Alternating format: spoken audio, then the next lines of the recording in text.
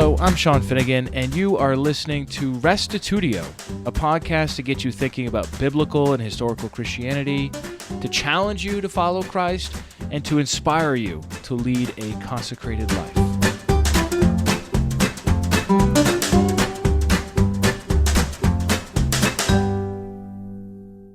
I wonder, what do you know about Palestinians? In this eye-opening interview with Gloria Olivier, we discuss the plight of Palestinians today. Did you know that thousands of Christians live in the West Bank today under Israeli occupation?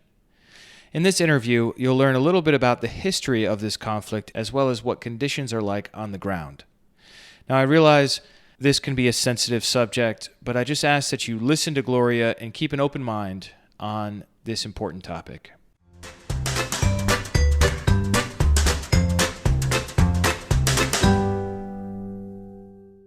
Well, welcome, Gloria, to Restitutio, Thank to our you. fellowship as well. Today we're talking about Palestine, and I thought we could start in the beginning. Talk about where you were born and growing up, and so what was it like for you as a child growing up, Well, as far as your nationality? I'm the first generation of Palestinian American. My parents were born elsewhere. My mother was born in South America, although her family was Palestinian. And when she was almost 5, they moved back to Palestine. And my father was born in Palestine in a town called Ramallah, which, if you know anything about the country, it's now the de facto capital of the West Bank. And I'll tell you more about that later. But anyway, they were married in 1947, and I grew up in Connecticut, very preppy Connecticut. And my parents, we had some Middle Eastern friends, but they weren't really Palestinians. They were Syrians or Lebanese, and we were Christians. We were always Christians. And I grew up not really caring much about that. I wanted to be American. I wanted to fit in. And in Connecticut, which is very sort of all-American and very preppy, you just wanted to fit in. Mm-hmm. But when I was 9, my mother took myself and my brothers back to the Middle East to see my grandmother and hundreds of relatives that lived there. And we got a taste of us over the summer of what it was like to be in Palestine. How was your experience as a 9-year-old? Did you feel like it was so foreign and strange, or you feel like, oh wow, I feel at home? I felt at home. An interesting thing is we didn't have a lot of family around us. There were some in the States, mm-hmm.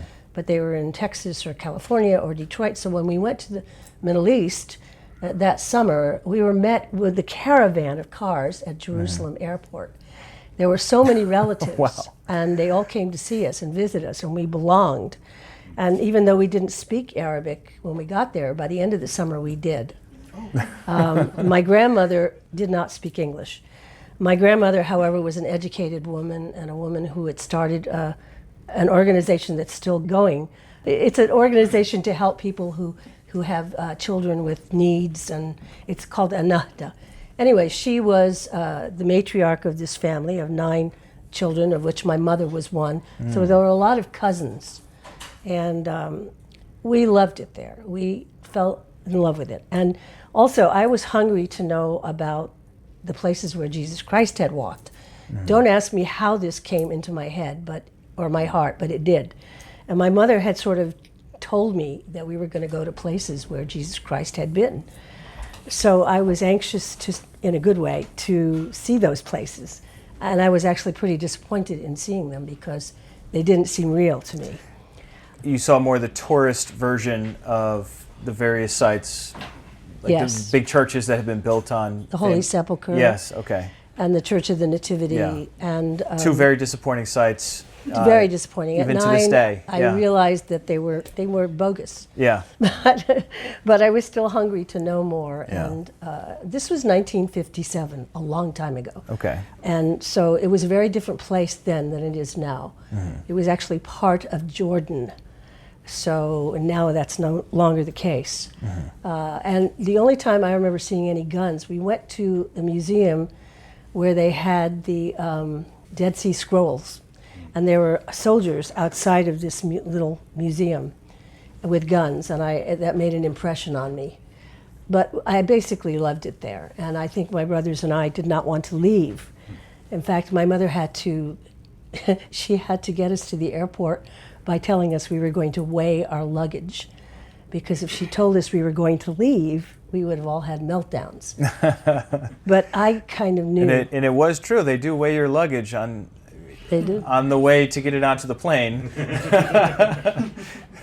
So she got us home. Oh, that's good. It was quite an impact that trip had. So what was it like when you got back home to Connecticut? Were you a totally changed person, or you went back into just normal life, or what was it like? We came back late as the school year had already begun. My mother didn't pay much attention to that, so we came back in the middle of September. And I remember my fourth grade teacher was not happy about that. But my mother had a lot of slides and pictures of the Middle East, and the principal of our school wanted her to show them. And I, of course, was a little embarrassed, but I thought it was kind of cool that she was doing that. So the principal, at least, was interested in our trip.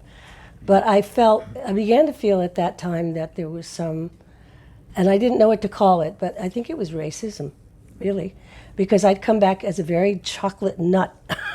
And I mean, what that means is I was very dark-skinned.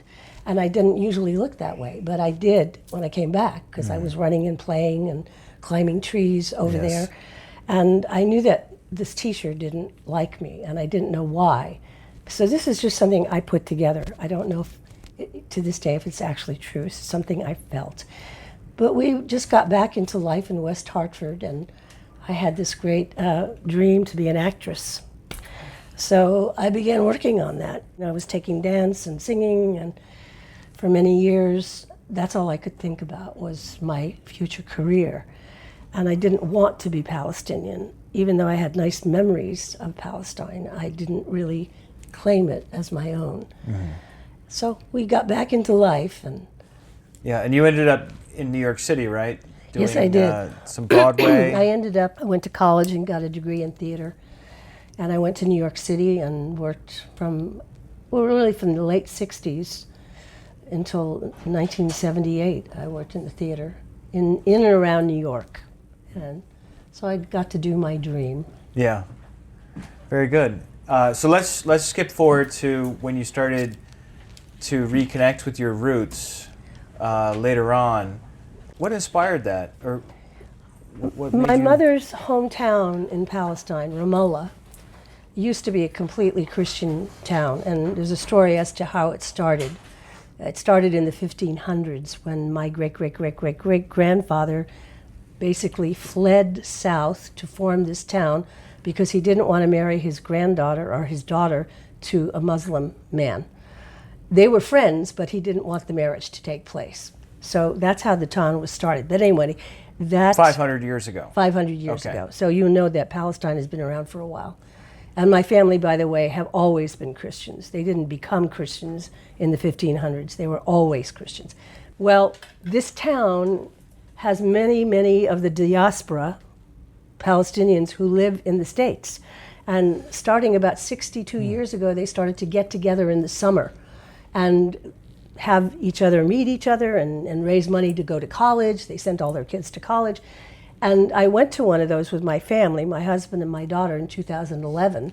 And it happened to be in Washington, D.C. And that was the year of maybe you remember the Arab Spring, or maybe you don't. But it was a lot of Arab countries were speaking up. And at that time, there was some interest in the UN accepting Palestine as a state.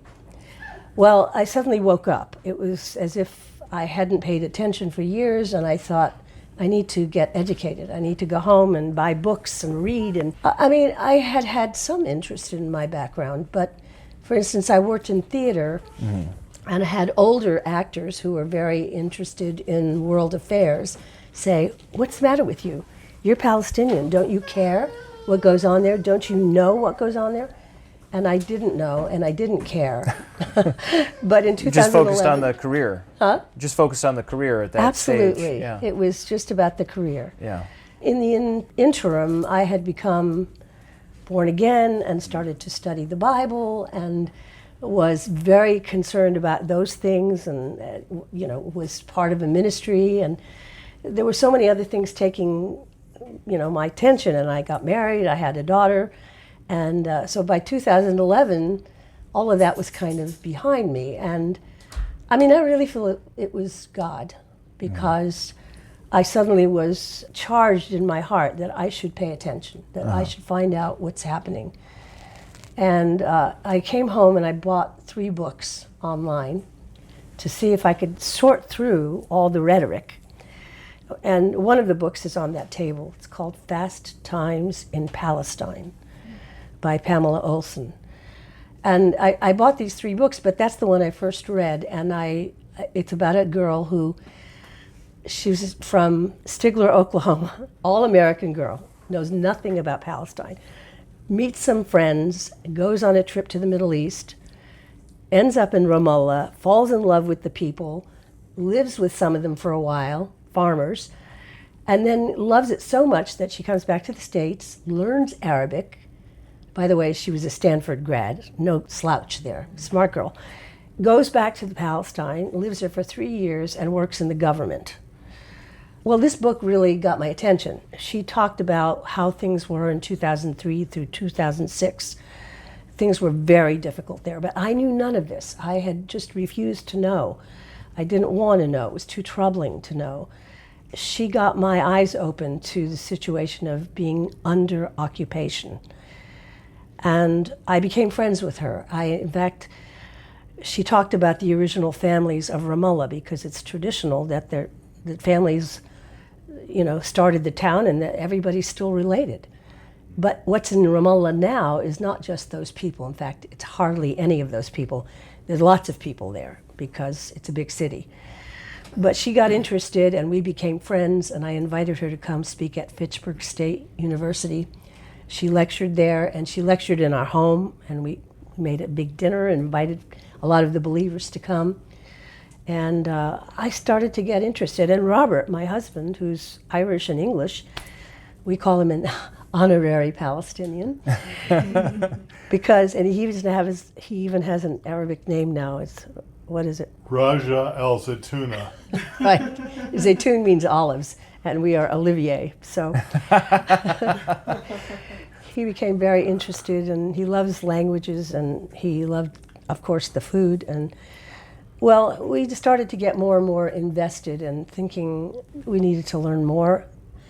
And then I believe that God just worked in our hearts that we should speak out for Palestine. And amongst our Christian friends, many of whom, as many Americans, know so little about what goes on over there. They hear rhetoric about terrorism, that Palestinians are terrorists, and Palestinians are demonized often. Mm-hmm. So we've tried to change that perception and tell the truth, tell the facts.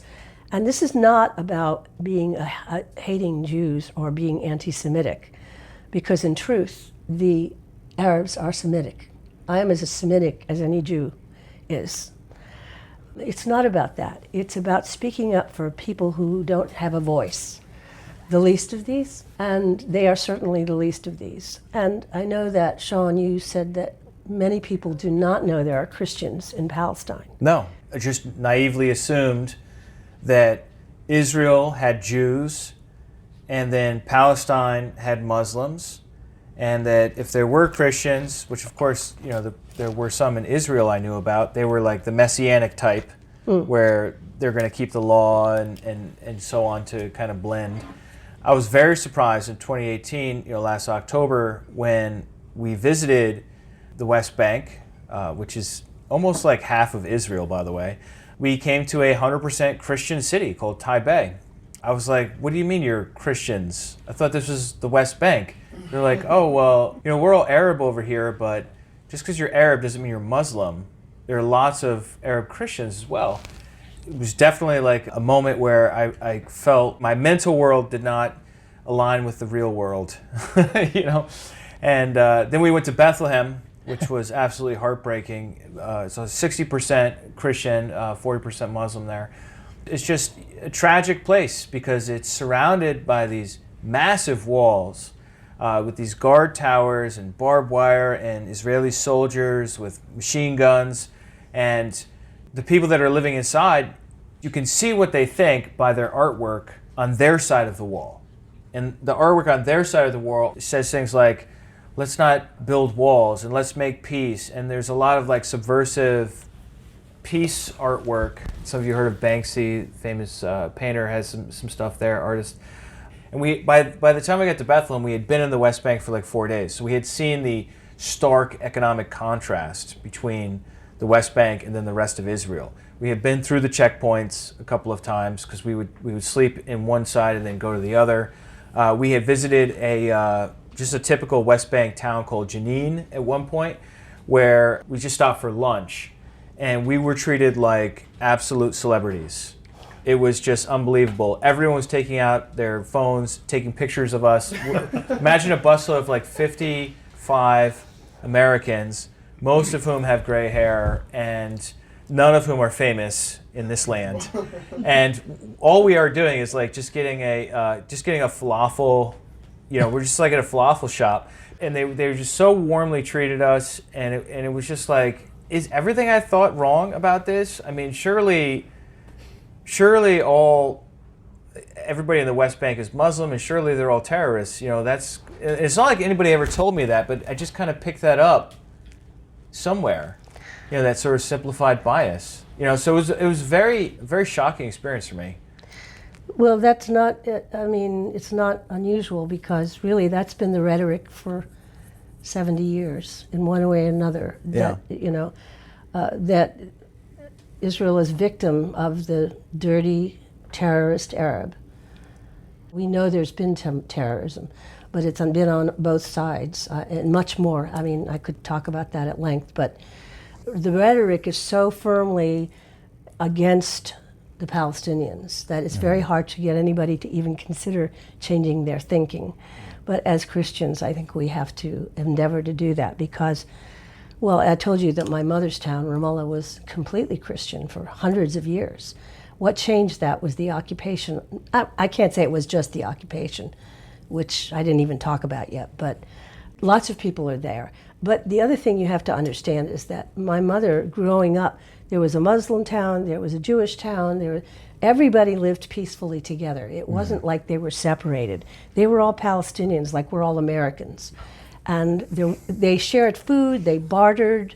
You can see that in Elias Shakur's book, that they had friendly terms with the Muslims and with the Jewish families.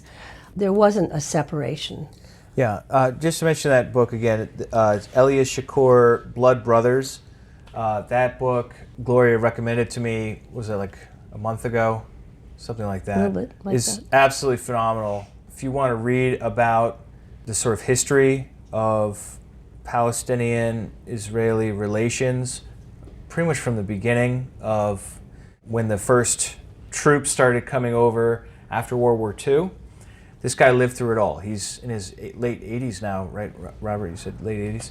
He was just a boy when it started happening. But he was there, living in the region of Galilee, and his entire village was dispossessed by Israelis for no reason. They wanted the village.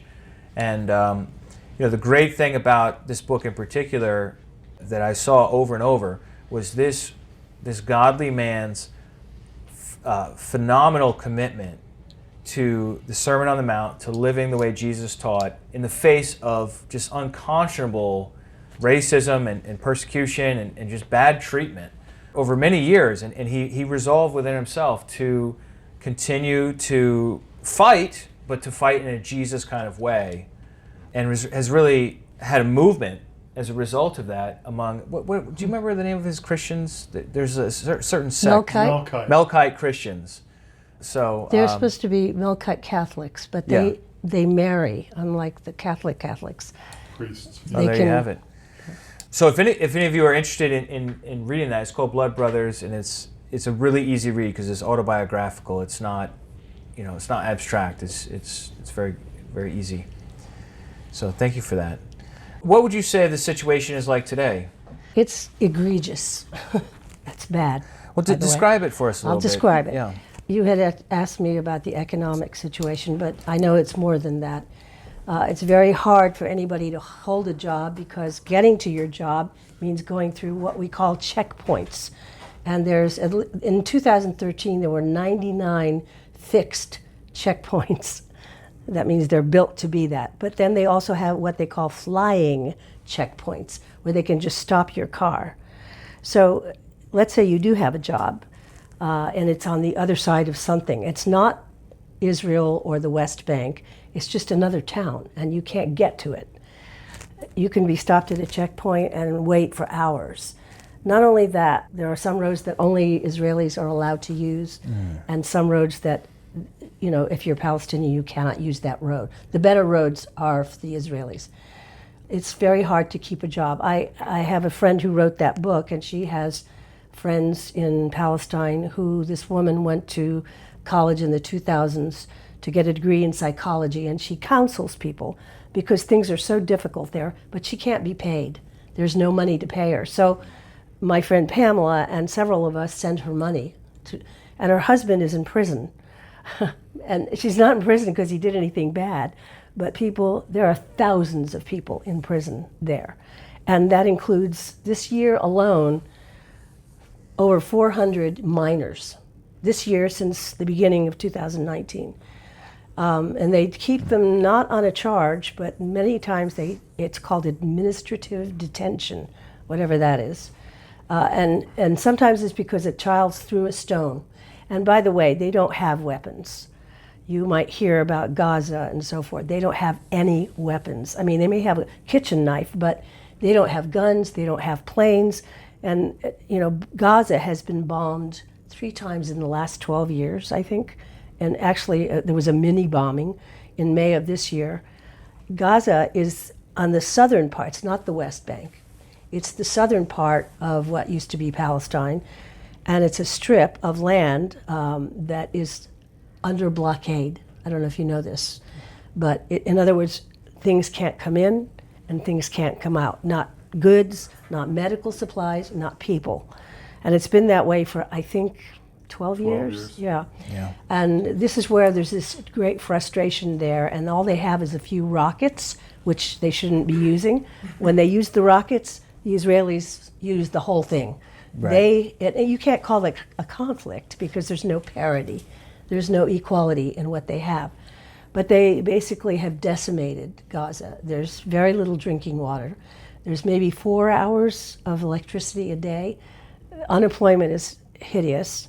I mean, things are much worse in Gaza even than in the West Bank. Yeah. In my experience with the West Bank, I was struck by, as I mentioned before, the economic disparity between the two locations. I mean, Israel is very much a first world nation. They have stable electricity, good Wi-Fi in all the hotels, cell service, and modern roads, and a very nice international airport. There's nothing about Israel that struck me as being like third world or anything. But then the moment I cross the checkpoint, it's like I'm in the poor part of any city. But that's everywhere.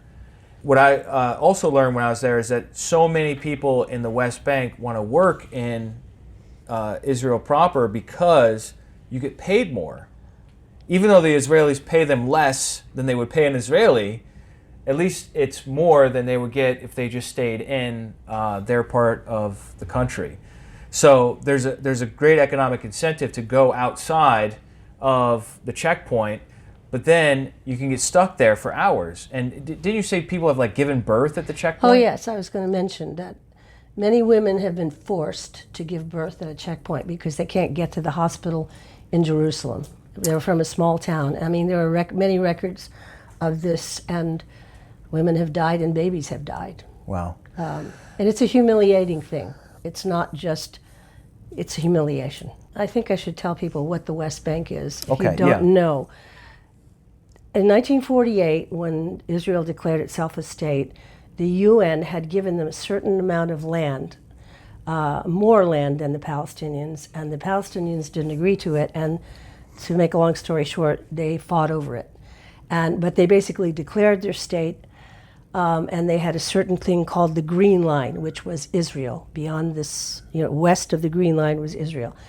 In 1967, there was a brief war called the Six-Day War in which Israel claimed more of that land. They won this war, and they claimed what is the West Bank of the Jordan. So, okay, here's Israel, and here's the West Bank of the Jordan. They took that land which the UN had not given them, and they put it under occupation. So that land is technically not Israel. It is Palestine. It's Palestinian land, but it's under occupation. Now, if any of you know anything about World War II, Paris was occupied, but not forever during the war. And that only lasted 4 or 5 years, but this has been going on for over 60 years now, the occupation. So this land is not technically Israel. It's the West Bank, or the other part they took was the Gaza part, down below. Israel proper even is apartheid, but the whole area is apartheid because there are certain rules for the Palestinians and certain rules for the Israelis. They can't use the same roads, they're not given the same protections. For instance, the Israeli army protects what's called settlers. And what settlers are is they go and they've purchased a beautiful home that the Israelis have built them, and they've moved in on Palestinian land often, and the army protects them, but it does not protect the Palestinians who have farms in the area. In fact, often you'll hear of these farms with ancient olive trees being burned down or cut down by these settlers. And many of them, I don't know how many, but there are many from America, from Brooklyn even. And I can't state how many, I don't know how many, but they're not all native Israelis. So these apartheid laws, that some are good, some are not so good, but they're second-class citizens. That's what the apartheid means, and that's what occurred in South Africa. And one of the things that changed that was some of the boycotting that was done, which now I'm getting to that ahead of myself, but there is boycotting being done regarding Palestine, which is the idea is to put some kind of financial pressure to change the occupation, to release the occupation. Because life is very difficult for people. If they, and they're angry, they're frustrated. And if they throw a stone or anything or shout at a soldier, they tear gas them or kill them. You may have heard of the March of Return in Gaza that's taken place in the last couple of years. I can't remember the number of people that have been killed for protesting, for the most part, non-violently, just being there, just being Palestinian. So things are difficult. Yeah. What would you say is the plight of the Christians in the West Bank? Is it any different than other Palestinians? Or do they deal with Muslim persecution because they're a minority? Well, it's an interesting thing, but people think that. There is no persecution and there is no animosity between the Muslims and the Christians. They're Palestinians. But there was a show done a few years ago. It was, I think, a PBS show trying to prove that Christians were leaving Bethlehem because of the Muslims. And Bob Simon went and did a whole show on it. And he said he found out that wasn't true. They left because of the occupation, because they couldn't make a living. Right. It wasn't about the Muslims at all. They tried to wipe his program. Well, anyway, I don't know exactly how that happened, but they didn't like that he just said those things. So. Now, I think many of us in America are kind of exposed to a theology, a biblical position based on Genesis, that God will bless those who bless Abraham, right, and curse those who curse him. This has kind of like combined with a sort of a modern political theory that's now called Zionism, and it's the idea that as Christians we should support modern day political Israel pretty much no matter what. What would you say is your way, as a Bible-believing person, how do you think about those promises? I think, for one thing, that we're all the children of Abraham, and we're included in that blessing. There are many places in the New Testament where God says he can make children of Abraham out of the stones. I don't think it's exclusive. It includes us. Robert has something that he might want to say about that. I'm Robert Olivier. I'm Gloria's husband and the honorary Palestinian. But let's think about we're all Bible reading people, I believe, that are interested in this podcast. And do you know what the name Abraham means? His original name was Abram, which I understand meant father of height. And then God changed his name. Do you know what the name Abraham means? It means father of many nations. So when one nation says that they are the exclusive beneficiaries of promises made to Abraham, I think we ought to contest. As Gloria was saying, spiritually we are all, as believers, children of Abraham. And that verse, Genesis 12:3, and I will bless them that bless thee, God told Abraham, and curse him that curseth thee. In thee shall all the families of the earth be blessed. How many families of the earth are going to be blessed in Abraham? It says all. Did I hear that word, all? All the families. Now this verse is quoted in the New Testament a couple of times, as you know. Peter referred to it right after the day of Pentecost in Acts 3:25, I believe it is. And instead of families, it uses the word kindred in the King James. So kindred, we're talking about a broad category. Where the Apostle Paul quotes it in Galatians, he uses all the nations of the world. Now that's beginning to sound like Abraham's name, that he's a father of many nations. But you think about, okay, all the children of Abraham, how many children did Abraham have? Well, I'm thinking of Isaac and Ishmael. And if you read in Genesis, so Ishmael was circumcised, right? He's under a blood covenant blessing. And Ishmael, it says in Genesis, he's the father of 12 princes. He spread the family of Abraham all over the Middle East. And then what about Isaac? Isaac had how many sons? Jacob and Esau. So there's a whole other, and Esau is the father of the Edomites.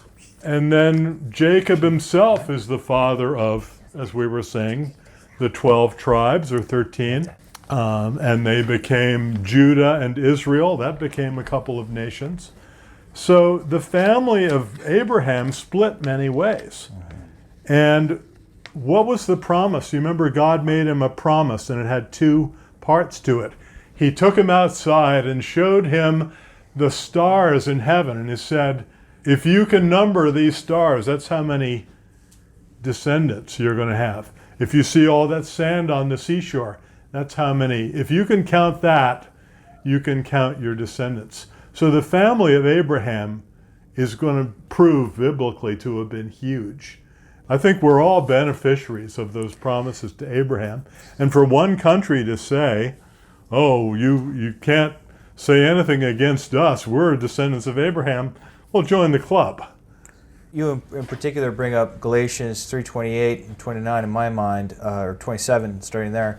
For as many of you as were baptized into Christ have put on Christ. There is neither Jew nor Greek, there is neither slave nor free, there is no male and female, for you are all one in Christ Jesus. And if you are Christ, then you are Abraham's descendants, heirs according to promise. Are we going to go with the New Testament interpretation or the Old Testament interpretation? Now, I know a Jewish person is going to go with the Old Testament because that's their Bible. They don't believe in the New Testament. We're not Jewish, we're Christian. Or Christian Jews, whichever, if you're ethnically Jewish. But this is a scripture that I think is not like joking around or being metaphorical. I think it's a true spiritual reality that Christ has done something so big that has brought in the nations into the people of God. Furthermore, that a lot of times we're reading our Bibles and we read about Israel. And because this country is also called Israel, we make a connection. We're like, okay, this is those people. But there's a long history after the Bible to get to where we are now. And what I understand to be the modern condition of Israel is not even really a religious country at the governmental level, that it's more of a secular country. And it does have religious people in it, but it's not it's not like run by the principles of the Torah like ancient Israel was. Am I saying that wrong? Or No. Okay, so we have to take into consideration the sort of intervening history of like Christ and what he did, rather than just make the one-to-one link between 2,000 years before Christ, which is Abraham and this promise, and then 2,000 years after Christ, which is us today, and say, oh, they're just the same thing. Full stop. I think I mentioned to you another book by Naim Atik, Justice, Only Justice, which he talks about that. How can you just look at the Bible of 2,000 years before Christ and apply it absolutely today? The difference is Jesus Christ, and I think we can't forget that. And I'm also thinking of a little quote that I heard from Ilan Pappé, who is an Israeli historian. He said, and I don't know if this is exactly accurate, but he said something like, most Jews are atheists, but they're sure God gave him Israel. That's funny. I may have quoted it a little bit wrong, but that's the idea. That's another important distinction to make. There's the ethnicity, Jewish, right? But then there's the religion, Jewish. Yes. Just because somebody's Jewish doesn't mean that they're practicing, or they even believe in God. But, for me, the biggest thing was looking in the eyes and seeing fellow Christians. If somebody's a Christian, if they're going to name the name of Christ, I don't care if they live in the West Bank or Antarctica, that person's my brother, that person's my sister, and it's like I have a commitment to that person, regardless of political realities that might separate our nations. And there are lots of Christians over there. I don't know what the percentage is. Do you know? It's a small percentage because many have left. Compared to in Israel, are there many Christians in Israel? I don't think there. Evangelism's illegal in Israel. Yes, it is. You can't preach the gospel. I really don't know how many are in Israel, and I don't think it's a huge 2% in Israel, and then probably about 2% in the West Bank as well? Or maybe a little bit more. I mean, it used to be much higher, but many of them are here now. Yeah. But I mean, that's one thing that I think just as a Christian, like I can be sure of. It's like, okay, these people are Christians, so. Well, and it's interesting that there are all kinds of denominations there. There are, I think I wrote some of them down. I mean, there's the Melkites, the Orthodox, the Catholics, there's Episcopalian, there's Baptist, I think there's Lutheran, and the Friends, the Quakers. Where does that leave us today? Talk about your own mission and what you're doing and what anybody else can do, because I think none of us wants to be anti-Jewish or anti-Israel or we want to express love to all nations. At the same time, when there is grave injustice happening in our world, whether it's in Africa or in the Middle East or in the Americas or in Asia, as Christians we should pray on the side of justice, right? So I mean, what do you recommend? I believe that as Christians we should know the facts, and we should help find out what the misperceptions are, because these are our brothers and sisters. There's not as many there as there used to be, but there's still plenty there that are our brothers and sisters, and they are suffering. And not only that, their neighbors, the Muslims, are suffering. And I really, personally, I care about both of them. I believe they're all our neighbors, and God's going to have to sort it all out in the end. But for me, those are my neighbors. I care about the Muslims, and I think as Christians of American birth, or even if it's not birth, citizenship, our country is very involved in, they give $3.8 billion a year to Israel in military aid. And they recently have cut off UNRWA aid to Palestine. UNRWA was a UN organization formed after 1948 to give aid to refugees who still have not been allowed to go home. And they helped for many years, but this year they've cut that aid. Our country has cut that aid. So I think we are, in a way, complicit. We don't mean to be, but we have to recognize that our country has a part in this. What we can do is learn more about it. I don't expect people to go out and be activists about it, but to learn about it. When someone brings it up and talk about the dirty Arabs and the rotten Palestinians, don't take that. That's not true. And I've put some materials out on the table. First of all, a map of Palestine. that you should know that Palestine has been around for a long time. And there are certain people in our country, people in public office, who say there is no Palestine. There never was a Palestine. That's not true. Take a look at that antique map.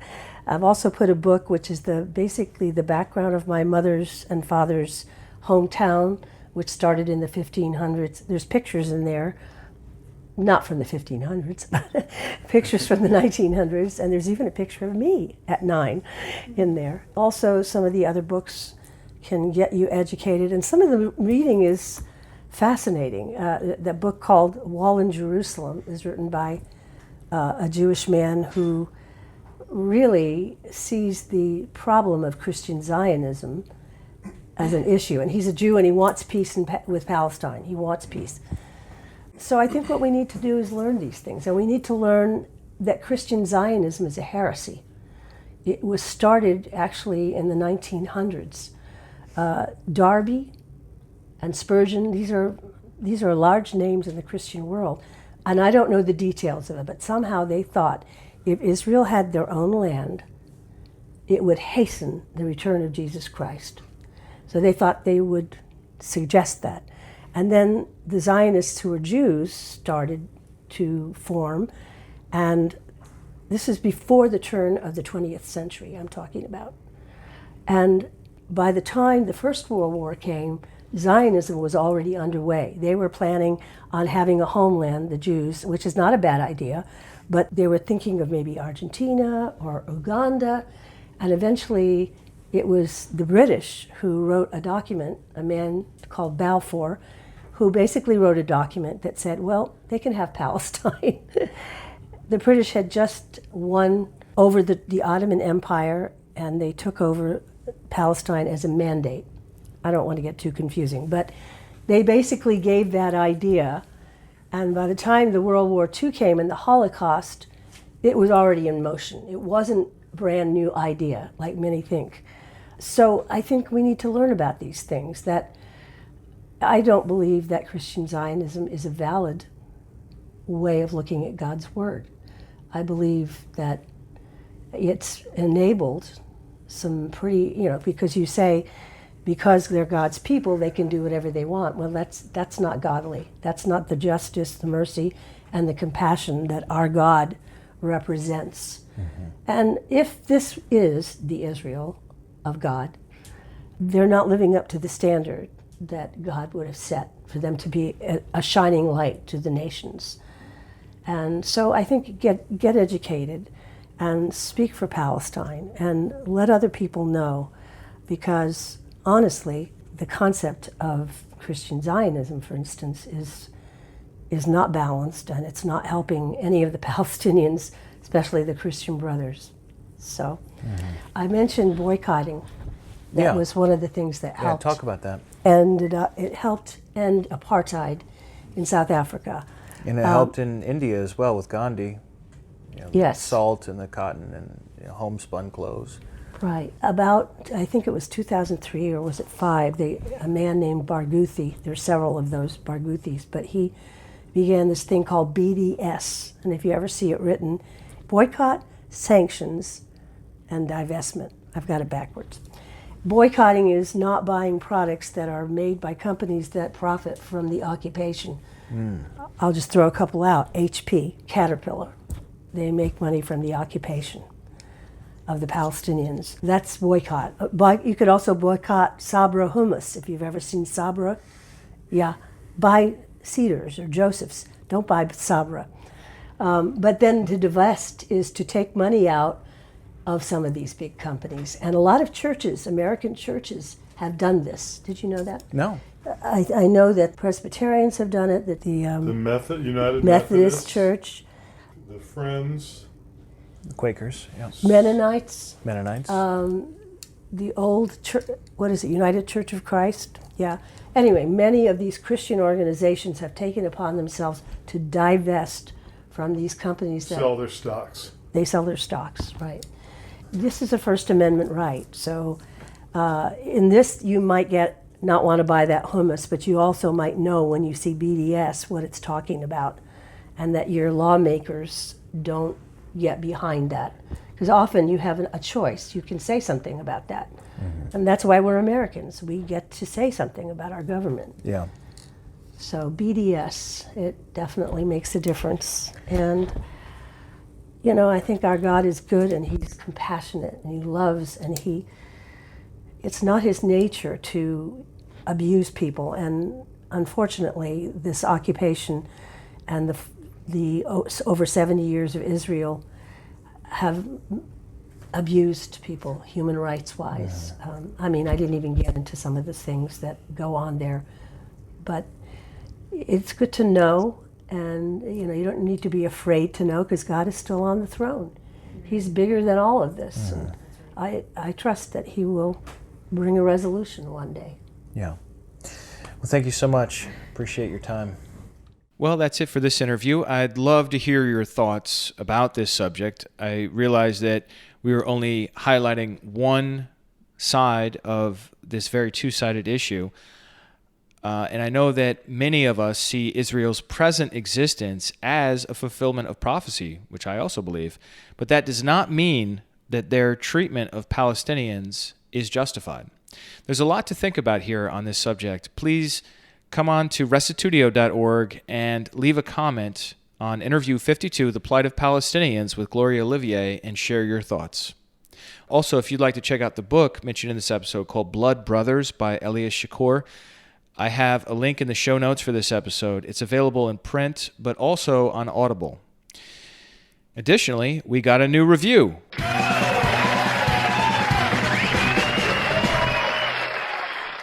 William wrote, "Simply put, Restitutio is my favorite podcast. Sean Finnegan does an excellent job balancing critical theological issues and practical Christian concerns.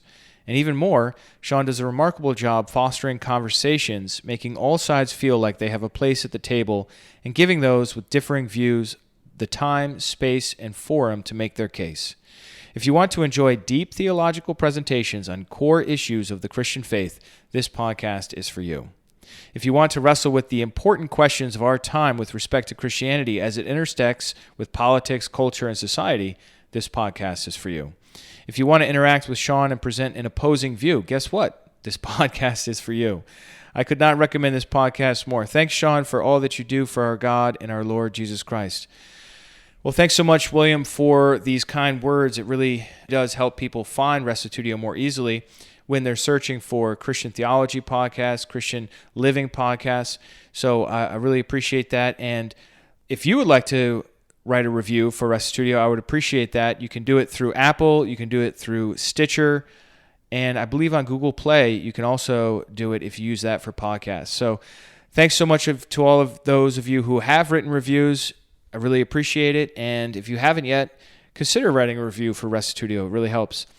Additionally, we've had a lot of engagement on the last episode, Theology Part 24, Challenging the New Covenant. And I've got Anthony Buzzard as well as someone named Richter in the comments there. Too many comments to read out here, but I would encourage you, if you are interested in the subject, did Jesus keep the law of Moses?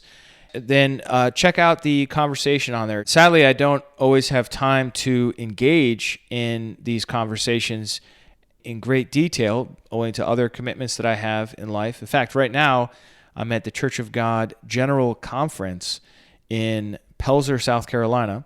But I did want to get this podcast episode out to you in a timely manner. And as I have time available, I'm hoping to be able to reply further on this. But if you're interested in it, please come on and have your voice be heard as well. Thanks, everybody, for tuning in.